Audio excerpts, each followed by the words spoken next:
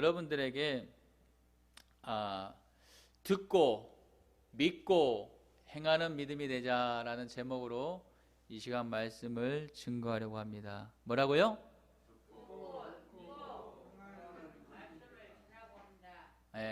다시 제대로 한번 합시다. 따라합니다. 듣고 믿고 행하는 믿음이 되자. 할렐루야. 우리가 하나님의 말씀을 듣고 믿고 행하는 믿음이 되어야 될 줄 믿습니다.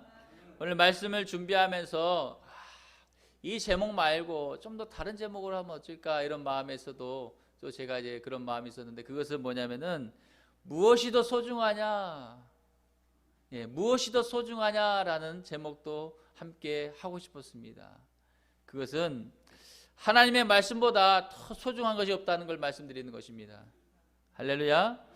제가 여러분들을 호칭하면서 사랑하는 성도 여러분 이렇게 말씀드립니다. 사랑하는 성도 여러분 그러면서, 그런데 어느 날 저에게 정말 너가 그런 마음의 울림이 있었던 거예요. 너가 정말 이들을 사랑하냐, 진짜 사랑하냐, 그런 마음의 울림이 있었습니다.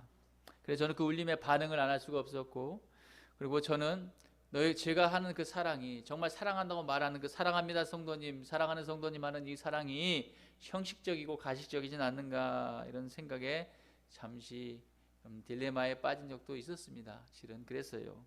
그러면서 저에게 회개 시간이 필요했고, 그 회개 시간 가운데 하나님을 또 은혜 가운데 하나님의 사랑을 만나고 하나님의 사랑 가운데 제가 있다 보니까 깨달음을 주시는 거죠. 가식적인 목회는, 가식적인 사랑을 가지고 하는 목회는 살인행위요 사꾼의 목회다, 목사다라는 것 같은 것입니다. 여러분, 제가 결과적으로 저는 그런 주님의 마음으로 우리 성도님들 한 분 한 분들을 그런 사랑할 수 있기 위해서 매일 충만한 하나님 아버지의 사랑을 나에게 주시옵소서. 하나님의 그 사랑 없이는 나는 아무것도 할 수 없는 존재입니다. 그 사랑이 하늘로부터 나에게 임재할 때 내가 우리 성도님들을 편견 없이 정말 사랑할 수 있을 것 같습니다. 나에게 그런 사랑을 주시라고 기도하고 있습니다. 여러분 함께 기도해 주시길 바랍니다. 여러분, 오늘날 예수님을 믿는 그리스도인들에게 있어서 정말 하나의 문제점이 있는데요, 그것은 치유는 받고 싶은데 하나님의 말씀 듣기에는 힘쓰지 않는다는 것입니다. 응답은 받고 싶은데 하나님의 말씀에 전혀 관심이 없다는 것이 문제점입니다.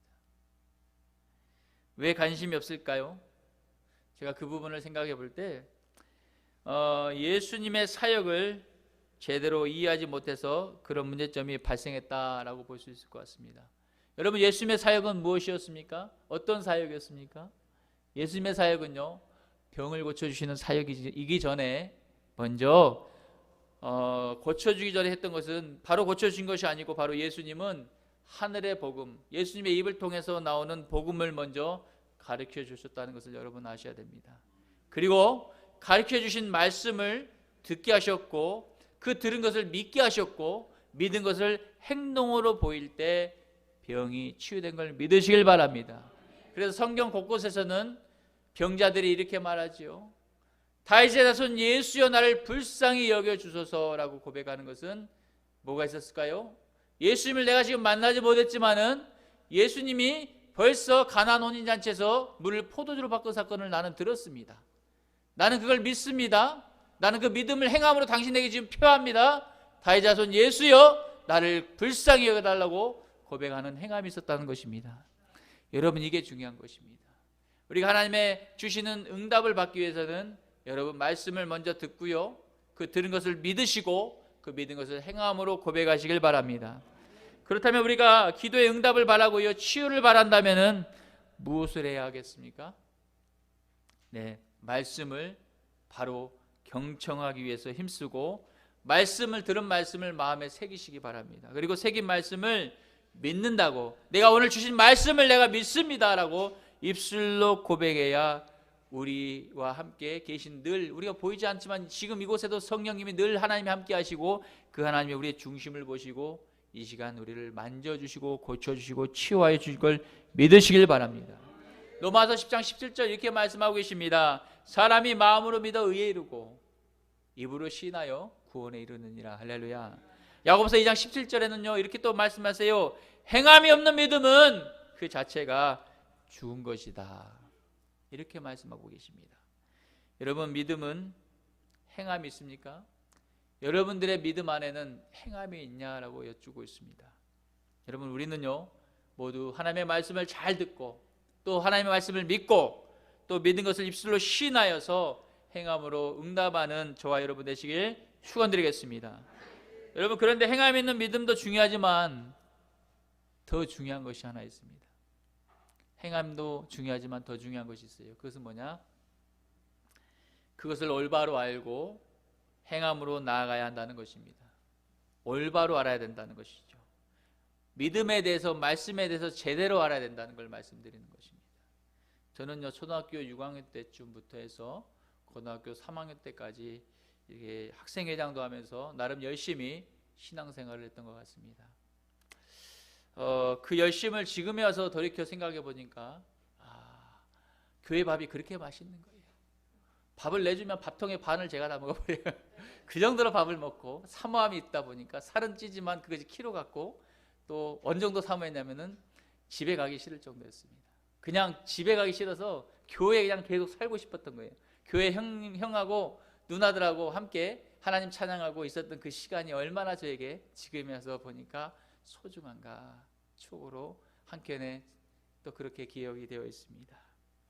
여러분, 그런데 저의 자랑이 아니라 이것은 무엇을 말씀드리고 싶냐면은 주님께서 그런 은혜를 저에게 부어주시니까 가능했다. 할렐루야. 주님이 나에게 그렇게 은혜를 부어주시니까 가능한 거지 제가 그렇게 할 수 있었던 건 아니라는 걸 말씀드리는 겁니다. 그런데 고3까지 또 생각해보면서 내가 정말 그랬을까? 왜 내가 진짜 그랬을까? 이런 생각도 갖는 것 중에 하나가 뭐냐면은 주일날은 여행 가면 안 돼. 주일날은 어디 또 가면 안 돼. 그냥 교회만 다녀야 돼. 또 주일날은 돈을 써서도 안 돼. 그리고 그런 교육을 받았던 것 같아요. 때문에 헌금도 주일날은 돈을 찾지 못하고 돈을 준비하지 못하고 주일날은 준비해서 전날 미리 헌금도 준비하고 또 주일날은 오로지 집과 교회와 집 이래야 성경적으로 올바른 신앙생활이다라고 그렇게 배웠던 것 같습니다. 여러분들은 어떠신지 모르겠어요. 여러분들은 방송으로 함께하는 여러분들도 어떠신지 모르겠어요. 혹시 지금까지도 저와 같은 그런 사고와 생각을 과거에 가지고 신앙생활을 지금도 하고 있다면은 여러분 그것은 아주 잘못된 배움이라는 것을 이 시간 정정해 드립니다.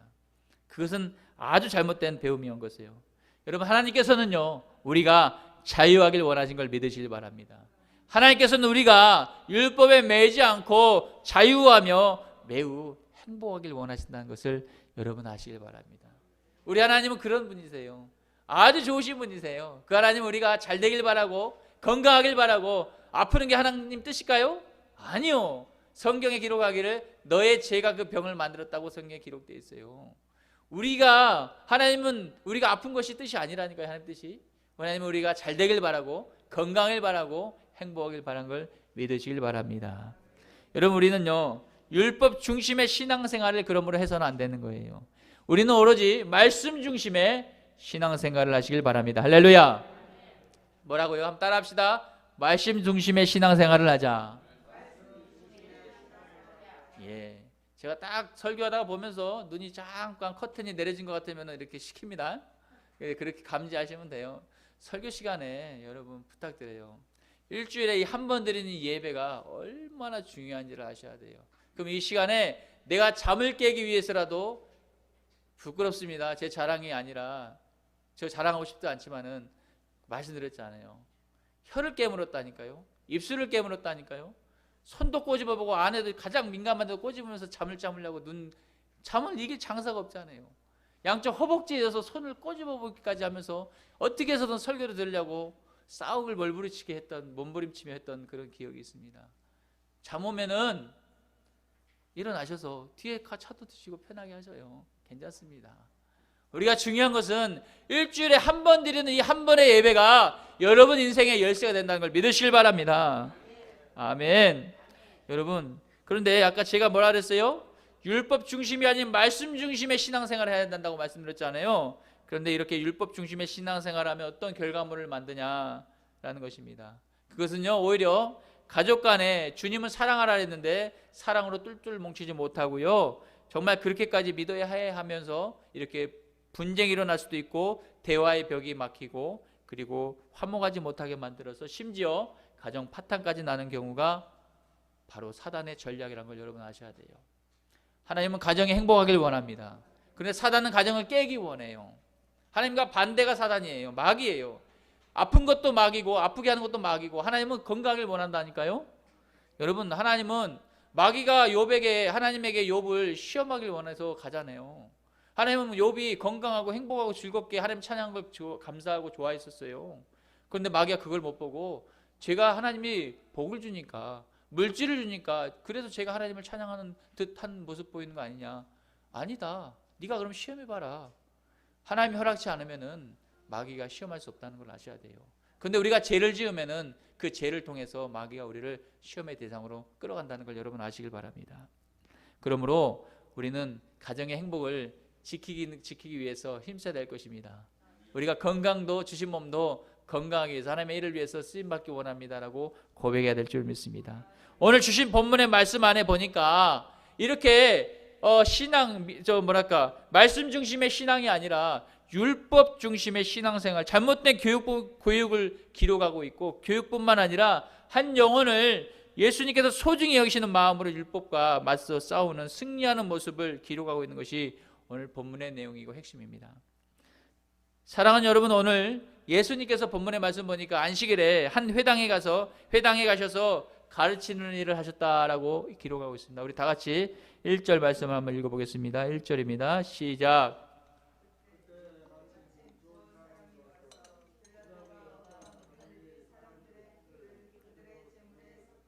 아이고, 네네, 여러분, 제가 잠시 설교를 하다 보니까 제가 나름대로 좀 하다 보니까 실수한 부분이 있네요. 10절입니다. 10절. 예, 오늘 본문 10절 시작. 아멘. 예수님께서 안식일에 한 회당에서 가르치실 때라고 시간도 말해주고 있습니다. 안식일이라는 것은 오늘날 주일을 말하는 것입니다. 여러분, 주님은 무엇을 이 회당에서 가르치셨을까요? 네, 예수님께서는 아버지 하나님께서 말씀하신 그 하나님의 말씀을, 복음을 가르치신 줄 믿습니다. 여러분, 회당이라는 것은요, 하나님의 말씀을 가르치시는 것이요, 또 그것은요, 종교 지도자들, 즉 랍비, 그리고 즉 배움에 출중한 자들이 그 자리에 서서 하나님의 말씀을 대언하는 자리였습니다. 그런데 오늘 목수의 아들인 예수님께서 이 회당에서 가르치는 일이 가당이나 하겠습니까? 목수인 예수님께서 이 회당에서 가르치는 일이 벌어지는 거예요. 예수님께서 이 자리에 특별 강사로 초청을 받았을까요? 아니면 빼깃고 힘 있는 높은 지휘자의 그런 힘을 빌어서 이 자리에 서셨을까요? 아닙니다. 오늘 예수님께서는 이 회당 자리에 서기까지 예수님이 수많은 이적과 기적을 베풀며 보여주시면서 예수님을 랍비로 선생님으로 인정할 수밖에 없는 상황까지 왔었고, 이 상황 속에 여기에 모인 사람들이 예수님을 이 자리에 같이 함께 할 수 있는 자리가 된 줄 믿습니다. 그런데 여기 모인 사람들 중에는요, 예수님을 인정하는 사람들이 있었고, 또 예수님이 하는 행동마다 뭔가 꼬투리를 잡고 싶어서 하는 그런 자들도 있었다는 것입니다. 어쨌든 예수님께서 이 회당에 설 수 있었던 것은 모두가 좋은 쪽이든 안 좋은 쪽이든 모두 다 원했다는 것이죠. 예수님께서 이 회당에 오시기 전에 보여주신 이적과 기적은 무엇입니까? 예수님은 첫 번째 이적으로 가나안 혼인집에서 물을 포도주로 바꾸는 기적을 베풀어 주셨습니다. 예수님은 38년 동안이나 안전뱅이로 살았던 그런 신세에 있는 처량한 자를 일으켜 세우셨어요. 예수님께서는 나병 환자와 중풍병자들을 고쳐주셨어요. 예수님께서는 나인성의 한 가부, 아들이 죽어서 슬퍼하는 이 가부에게 찾아가셔서 그 아들을 살려주셨습니다. 그 예수님은 우리의 삶도 살려주실 줄 믿습니다. 그 예수님은 기머거리와 벙어리와 또 맹인들을 고쳐주셨다니까요. 그 예수님은 12년 동안 여자로서 치욕적인 삶을 살았던 혈류증의 여인을 고쳐주셨어요. 그 여인은 자신이 없었어요. 예수님 앞에 당당하게 나설 수 있는 자가 아니었기 때문에요. 그런데 그 예수님의 행차에 뒤에 와서 옷자락만 만져도 내가 믿을 수 있겠다, 내가 나을 수 있겠다는 그 믿음으로 만졌더니 그가 나음을 받은 거예요.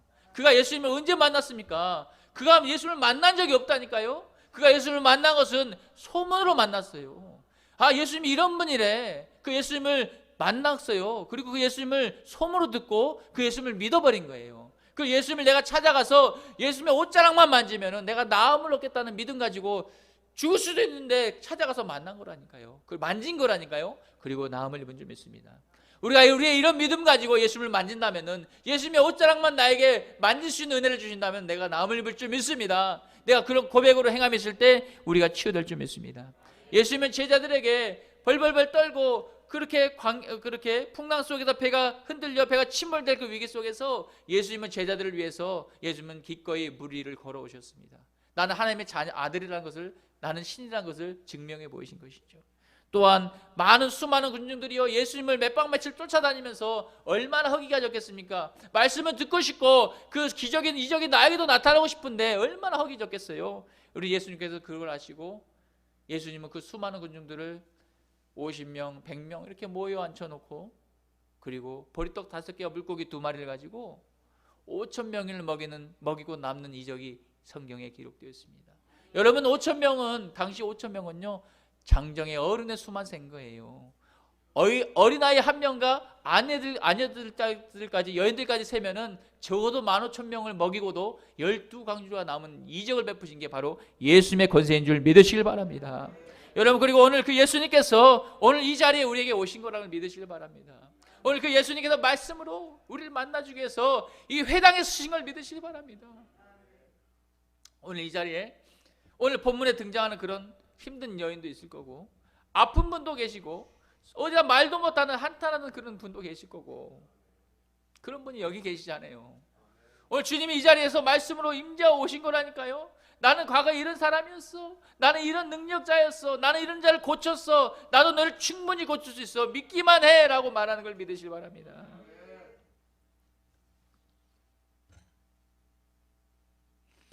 여러분, 그리고 오늘 아직 예수님을 만나지 못했지만요, 예수님의 그 소문을 듣고, 그래 내가 이제 한번 예수님 만나야겠다, 내가 이 예수님 만나서 이 문제를 좀 해결받아야겠다, 내가 집 나간 이 아들이 예수님 만남으로 돌아왔으면 좋겠다, 그런 마음을 기대하고 오늘 예수님을 얼굴도 보고 또 말씀을 듣고 싶어서 오늘 이 회당에 수많은 군중들이 오늘 말씀을 보는 가운데 여기에 모여 있는 것입니다. 여러분들이 그 회중에 있는 그들이 여러분 아닙니까? 사랑하는 성도 여러분, 저는요 여러분들이 지금 이 회당에 모인 예수님을 만나고 싶어 찾아온 이들처럼 예배당에 나올 때 이러한 심정으로 오늘 예수님 나를 꼭 좀 만나 주시옵소서, 예수님 나를 꼭 좀 기억하여 주시옵소서, 그런 가슴 벅찬 심정으로 예배를 참석한다면은 이것이 예배가 신령과 진정을 드린 예배가 아니냐 이거죠. 여러분, 그런데 반대로요 예수님이 마음 아파하는 일이 있어요. 그건 뭐냐?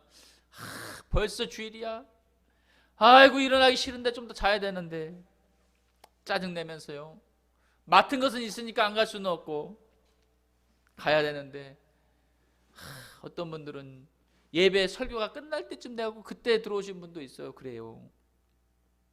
과연 이것을 예수님께서 보시고 좋아하겠습니까? 그렇지 않을 것 같습니다. 사실 저도 과거에 많이 부족했습니다. 예배 시작만 하면 그냥 잠만 자기, 그냥 시작부터 끝까지 잠만 잤다니까. 그런데 언제 일어나냐? 네, 헌금하겠습니다 하면 고개가 뻘떡 일어나는 거예요. 여러분, 그렇게 우리가 연약합니다. 피곤함 때문에, 일상적인 삶 때문에. 그런데 그걸 주님이 아신다니까요. 예수님이 이 땅에 오셔서 뭘 하셨어요? 예수님 배고픔을 아셨어요. 인간으로 오셨기 때문에. 예수님 대소변 보셨어요. 예수님 피곤해서 잠도 자셨어요. 그 예수님이 우리와 이 시간 함께하는 걸 믿으시길 바랍니다. 여러분, 그래서 우리가 예수님을 사모하는 마음으로 만든다니까요. 그런데 어느 날, 제가 그렇게 과거에 많이 부족했는데 어느 날 하나님께서 은혜를 부어주시니까 저에게 어떤 일이 벌어지냐? 회개가 터지기 시작합니다. 그러면서 내가 어떤 잘못을 했고 내가 무엇을 고쳐야 되는지에 대해서 깨닫게 하시고, 그리고 내가 이제는 이건 아니다, 난 이렇게 살 수는 없다라고 그렇게 하면서 하나님께서 세상적인 것을 하나하나씩 끊어지게 하고 깨닫게 하시는 그런 은혜가 있었습니다. 정말 사모하는 마음으로 예배를 드리고 싶어서 미리 주일을 위해서 기도하고, 그날 주일날 예수님 목사님을 통해서 주실 말씀을 주님의 음성으로 듣게 해달라고 사모하며 기도하고, 그리고 자녀들과 함께 예배 나가는 그런 은혜가 있었습니다. 여러분, 제가 또 맡겨주신 그런 예배위원을 하나님 많고 많은 사람 중에 나에게 이걸 맡겨주셔서 너무 감사합니다. 부족한데 열심히 해보겠습니다. 도와주십시오라고 기도하는 은혜가 있었다는 거죠. 여러분, 제가 이걸 왜 말씀드립니까? 여러분들에게 이게 필요합니다. 주님을 만나려면은 우리가 노력을 해야 돼요. 다른 거 없습니다. 사모함으로 기도하시길 바랍니다. 이 예배를 진짜 주님 일주일에 한 번 드리는 이 한 번의 예배를 통해서 진짜 주님 만나고 싶습니다. 그 여러분 속에 부르짖음이 있어야 된다니까요. 그 부르짖음이 없이는 안 돼요. 주님은 아셔요, 보시고 계세요. 근데 그걸 원하세요. 너는 내게 부르짖으라 말씀하시는, 내가 내게 응답해 주겠다고 성경에 기록하고 있단 말입니다. 여러분, 지금 여러분들은 어떻습니까? 예배를 사모함으로 기도하고 나오시냐 이거죠. 잠언서 8장 17절 말씀합니다. 나를 사랑하는 자들이 나의 사랑을 입으며 나를 간절히 찾는 자가 나를 만날 것이니라. 할렐루야. 나를 간절히 사모하는 자가 만난다고 성경은 기록하고 있다니까요. 여러분 마음속에 그런 사모함이 있습니까? 그 사모함이 결여되어 있다면 주님, 내가 주님을 만날 수 있는 그 사모함을 나에게 심어주시고 부어주시라고 기도하시길 바랍니다. 반드시 줄 줄 믿습니다. 여러분, 거듭 말씀드립니다. 일주일에 한 번 드리는 이 한 번의 예배가 얼마나 중요한지 여러분 아셔야 된다는 거예요. 하나님께서는 오늘, 예수님께서는 이 말씀 가운데 오늘 이거 하나 가르쳐주고 싶어 하신 거예요. 말씀 중에, 오늘 본문 중에 이거 하나 가르쳐주고 싶은 거예요. 예배를 사모하라는 말씀을 주고 싶어 하신 거예요. 이 사모하는 마음으로 나오길 원한다는 거예요. 너가 아무리 세상 속에 힘들고 쩌들었더라도 내가 치유해줄 능력자니까 사모함으로 와라는 거예요. 그러면 주님이 고쳐줄 줄 믿습니다. 여러분, 성공적인 인생을 원하십니까? 그렇다면 예배에 집중하시길 바랍니다. 성공적인 예배는 인생의 열쇠가 될 줄 믿습니다. 여러분, 코로나 이전에요, 보니까 수많은 사람들이 저기 줄을 나래비로 서 있더라고요. 보니까 이유는 하나예요. 우리 지역에 유명한 가수가 왔다는 거죠. 그리고 이 공연을 보기 위해서 그렇게 줄을 서 있더라고요. 그래도 꼭 한번 이번 기회에 만나야지, 아니 그 사람 손 한 번이나 악수라도 한번 해야지, 그렇게 심정을 가지고 구름대처럼 모인 것을 보았습니다. 여러분, 우리가 예배 올 때 이런 설레이는 사모함으로 예배를 참석한다면요, 예수님은 벌써 우리를 아시고 귀한 선물로 준비한 걸 깨닫길 축원드리겠습니다. 할렐루야. 예배를 사모하라고 하나님이 오늘 가르쳐 주시는 거예요. 여러분, 오늘 그런 사모함으로 예수님이 오신다는 이 소문을 듣고 이 회당에 18년 동안이나 귀신 들려 앓으면서 등이 꼬부라져 갖고 허리를 펴보지도 못하고 한 그런 처참한 신세한 여인이 등장합니다. 다 같이 11절 말씀을 한번 읽어보겠습니다. 11절입니다. 시작.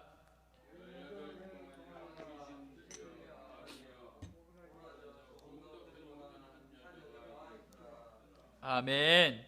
18년 동안이나 귀신 들려서 앓으며 꼬부라져 조금도 펴보지도 못한 그런 신세의 허리가, 그런 여자가 있었어요. 근데 이 여자는 한 번도 똑바로 서볼 수 없는 가련한 여인이었다는 것입니다. 성도 여러분, 우리가 똑바로 서서 걸을 수 있다는 것에 대해서 감사하시길 바랍니다. 진짜 하나님, 나 감사합니다. 내가 설 수 있다는 거, 걸을 수 있다는 거 진짜 감사합니다라고 고백하는 은혜가 있길 바랍니다. 여러분에게 두 가지 질문을 드립니다. 누가 이 여인의 몸을 이처럼 굽어지게 했을까요? 또 하나는 이 여인의 몸이 굽어져서 다른 사람들처럼 똑바로 서지 못한 것이 과연 하나님의 뜻이었을까 이겁니다. 여러분, 세상에 어느 부모가 자식이 굽어지는 걸 방치해 두겠습니까? 어느 부모가 그렇게 하겠어요? 한 명도 없어요. 오늘 소문으로만 듣던 그 주님이 이제 온 겁니다. 내가 들었던 그 주님이 물을 포도주로 바꿨고 나에서 가부의 아들이 죽었는데 살리신 그 예수님이 오늘 내가 사는 고향, 내가 사는 지역에 예수님이 오셨다는 그 소문을 듣고 내가 이 시간을 놓쳐서는 안 되겠다고 오늘 허리가 굽은 여인이 그 모습 그대로 등을 펴보지도 못하고 꾸벅꾸벅 걸어오는 그 여인의 모습을 여러분 상상하시기 바랍니다. 여러분, 그런데 그 여인을 주님이 만나시고 그렇게 바라고 기대했던 것을 세상에 그렇게 시원하게 시원할 수밖에 없는 그런 말로 위로해 주십니다. 12절 한번 읽어보겠습니다. 12절 시작.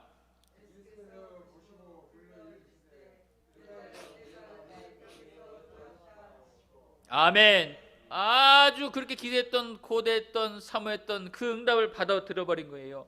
여자여, 내가 내 몸에서 놓였느니라. 할렐루야. 그 병에서 놓였다는 거예요. 누가 말씀하시니까? 예수님이 말씀하셨다니까요. 얼마나 그렇게 간절하고 낫고 싶어서 이것저것 찾아봐도 고칠 수 없는 그런 신세, 그 소망이 한순간에 이루어진 걸 여러분 보시길 바랍니다. 그 주님이 우리의 소망을 이루신 걸 믿으시길 바랍니다. 여러분, 우리가 간절히 소망하고 있는 것이 있다면은 사모하는 마음으로 예배에 오셔서 그 예수님을 찾으시길 바라고 만나시길 축원드리겠습니다. 예수님께서 그녀에게 안수하시자 말씀을 보니까 그녀가 고침을 받고 즉시로 허리가 펴졌더라. 할렐루야. 해결받지 못한 모든 문제들을 완전 해결된 사건을 기록하고 있는 것입니다. 그 예수님이 이 시간 우리에게 이 시간 임재하신 걸 믿으시기 바랍니다. 오늘 이 말씀이 여러분들에게 가면은, 믿는다면은 이 역사가 여러분들에게 일어날 줄 믿습니다. 그런데 아까 말했잖아요. 이 무리 중에는 예수님을 찬양하고 사모하는 무리가 있는 반면에 예수님의 뭔가 행적을 보고 꼬투리를 잡을 수 있는 그런 자들도 있었다 그랬잖아요. 모두가 원했다는 거죠. 그런데 아니나 다를까 그 시간에, 그 병을 고쳐주는 그 시간에 예수님께서 분을 내고 있는 자들에게 전곡을 찌르듯 말씀을 선포하고 있는 것입니다. 16절 한번 봐봅시다. 회당장이가 이걸 못마땅히 했어요. 분내고 있었어요. 그런데 16절에 보니까 예수님이 그걸 찔러대기 말합니다. 16절 읽겠습니다. 시작.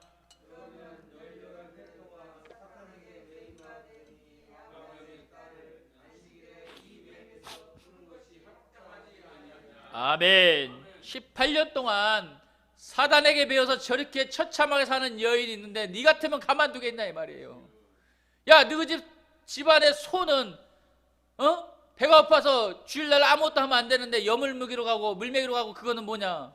근데 18년 동안 힘들어하는 이 여인을 네가 볼 때는 가만히 두면 되겠냐 이거예요. 네 같으면 안 고치겠냐는 거죠. 네가 할 수 있는 최선을 다하지 않겠냐는 거죠. 그분이 예수님을 믿으시기 바랍니다. 그분이 오늘 이 시간 임재하셨다니까요. 그분이 이 시간 고쳐주길 원하신다니까요. 여러분의 인생을, 한탄을, 힘듦을 고백하시길 바랍니다. 할렐루야.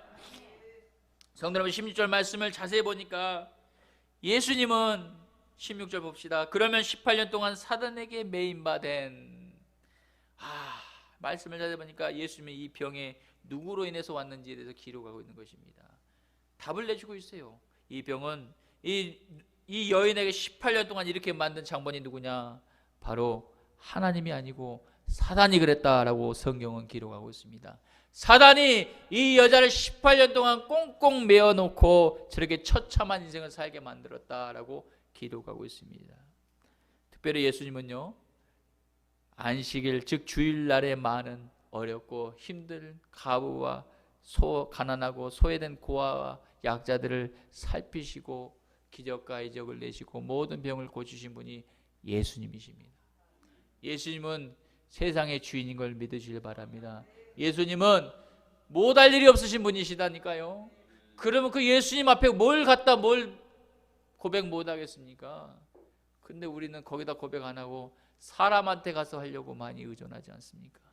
이걸 회개하시길 바랍니다. 주님, 내가 내 한탄과 신세를 하나님께 고백해야 되는데, 예수님께 고백해야 되는데, 등을 펴줄 수 있는 능력자에게 고백해야 되는데 사람을 찾아가고 어떻게 하면 이걸 해결할까? 이것저것 생각하고 궁리했던 연약한 믿음을 용서하여 주소서.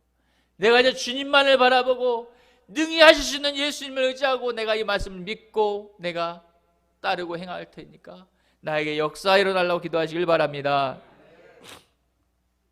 여러분, 그런데 앞서 말씀드린 것처럼 그 회당장이가 분을 내면서까지 그렇게 해버렸어요. 종교 지도자들, 이런 예수님을 매우 못마땅한 것입니다. 왜 못마땅했습니까? 그들이 지키는 모세 율법 때문에 그렇습니다. 아니요, 정확히 말씀드리면 자기들이 그 율법을 가지고 모여서, 지도자들끼리 모여서 야 이렇게 하자 규정을 지었기 때문에, 그걸 어겼기 때문에 못마땅한 상황인 것입니다. 여러분, 율법을 보니까 총 613가지의 조항이 있더라고요. 너무나 많은 조항으로 족쇄를 채놨어요. 자, 그 중에 하라는 조항이 248가지, 하면 안 된다는 하지 말라는 조항이 365가지, 365일을 기억하게 하는 거예요. 하루에 하나씩 모든 것을 하지 말라는 그런 거죠. 근데 그 중에 안식일에 있어서 해서는 안 되는 것이 총 39가지나 되더라 이겁니다. 그래서 제가 오늘 언젠가는 여러분들에게 한 번쯤은 알아야 되기 때문에 이 시간을 빌어서 여러분 안식일에 해서는 안 되는 그 조항이 어떤 건지 한번 나열해 드릴 테니까 세상에 그런 것도 있어? 뭐 그렇게 생각하실 수도 있지만 한번 들어보시기 바랍니다. 첫째, 바느질을 하면 안 됩니다. 안식일에 밭을 갈아도 안 되고, 농작물을 거두는 일도 안 되고, 곡식단을 묶는 것도 안 되고, 타작을 해도 안 되고, 곡식을 까부는 일도 안 되고, 거둔 곡식을 좋은 것 버릴 것을 구분해도 안 되고, 양털을 깎아도 안 되고, 양털을 치는 것도 안 되고, 양털에 물들이는 것도 안 되고, 양털을 빠는 일도 안 되고, 실을 짜는 것도 안 되고, 실을 엮는 것도 안 되고, 두 개의 고리를 만드는 것도 안 되고, 두 개의 실을 엮는 것도 안 되고, 두 개의 실을 푸는 것도 안 되고, 묶는 일도 안 되고, 푸는 일도 안 되고, 두 조각을 꼬매는 것도 안 되고, 두 조각을 꼬매기 위해 찢는 일도 안 되고, 사슴을 덫으로 잡는 일도 안 되고, 사슴을 도살하는 일도 안 되고, 사슴의 가죽을 벗기는 일도 안 되고, 사슴고기에 소금을 치는 것도 안 되고, 사슴 가죽을 가공하는 것도 안 되고, 사슴 가죽을 반반하게 이렇게 다 만드는 것도 안 되고, 사슴 가죽을 자르는 일도 안 되고, 두 글자를 쓰기 위해서 두 글자를 지우는 것도 안 되고, 또 건물을 짓는 것도 안 되고, 그것을 부수는 것도 안 되고, 불을 끄는 것도 안 되고, 불을 켜는 것도 안 되고, 망치질도 안 되고, 물건을 한 곳에 다른 곳에 옮기는 것도 안 된다. 이게 39가지의 조항입니다. 아마도 해당장은요, 이 조항 외에 85조항을 따라서 아마 분을 냈던 것 같습니다. 85조항이 뭔가 봤더니 안식일에는 어떤 일도 해서는 안 돼라는 조항이더라고요. 그냥 아무것도 하면 안 되는 거예요. 당시 이러한 조항사항을 공견하게 또 어기는 사람들을 두고 어떻게 취급받았냐? 그런 자는 우상 숭배하는 자들이야. 이렇게 취급해 버렸어요. 근데 우상 숭배하는 자들 중에서 안식일에 또 찾아와서 그렇게 얘기해 드리면은 그 죄에서 사함을 받았느니라라고 가르쳤다고 합니다. 사랑하는 성도 여러분, 저는 이 시간 여러분들에게 말씀을 드리면서 듣고 따라합시다. 듣고 믿고 행하는 믿음이 되자. 네, 그런 제목으로 말씀을 드렸습니다. 무엇을 듣고 믿고 행해야 됩니까? 네, 하나님의 말씀을 듣고 믿고 행하시길 바랍니다. 안식일의 주인은 누구라고 말씀드렸습니까? 바로 예수님이 안식일의 주인이라는 것이에요. 왜냐하면 이 질문을 정확히 여러분 답을 정확히 마음속에 새겨야 돼요. 주일날의 주인은 사람이 아니라 안식일인 거예요. 주일날의 안식일의 주인은 예수님이라는 걸 아셔야 돼요. 이단들은 이걸 가지고 말씀을 교묘하게 살짝 바꿔서 우리를 실족하고 혼돈하게 만드는 것이 바로 이단들입니다. 여러분 마태복음 12장 8절에 이거를 근거는 어디서 찾을 수 있냐? 마태복음 12장 8절, 마가복음 2장 28절, 누가복음 6장 5절에 동일하게 기록하고 있어요. 예수님은 안식일의 주인이니라. 할렐루야. 예수님은 안식일의 주인이라고 기록하고 있다고요. 여러분 안식일의 주인은 사람의 정한 율법이나 규정이 아니라는 것입니다. 그렇다고 유명한 정치 권력자들의 그런 날의 주인도 아닌 것입니다. 오직 안식일의 주인은 예수 그리스도만 되어야 될 줄 믿습니다. 그러므로 우리는 이 안식일날 예수님을 사모하는 마음으로 나올 때, 간절하게 만나고 싶은 마음으로 찾을 때 주님은 우리를 찾아고 만나 주실 줄 믿습니다. 오늘 안식일의 주인 되는 예수님의 말씀을요, 오늘 이 회당에 오신 이 예수님의 말씀을 여러분 들었다면은 이제는 여러분 그 말씀을 믿으시길 바랍니다. 그 믿음을 마음에 믿음에 새기고 이제 그 믿음을 가지고 한 주간 행함으로 살아내는 여러분 되시길 바랍니다.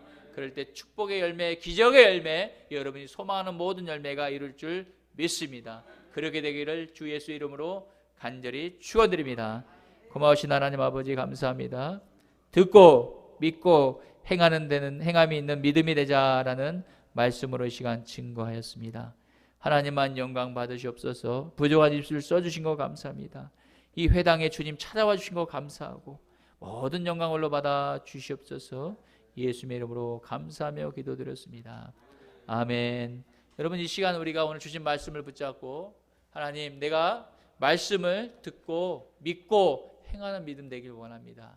내가 그러지 못했는데 이제는 그렇게 해결되길 원합니다. 하나님 나를 치유해달라고, 내 병도 치유해달라고, 내가 너 병에서 노임을 받기 원하고 예수의 이름으로 노임을 받아서 오늘 등이 굽어진 여자가 나음을 입은 것처럼 내 삶에도 기적이 일어나길 원하고 내가 소망하는 것이 이루어지길 원하고 집 나간 자녀가 돌아오길 원하고 문제가 풀리길 원한다고 소망하고 기도하길 바랍니다. 우리 주여 한번 부르고 기도합시다.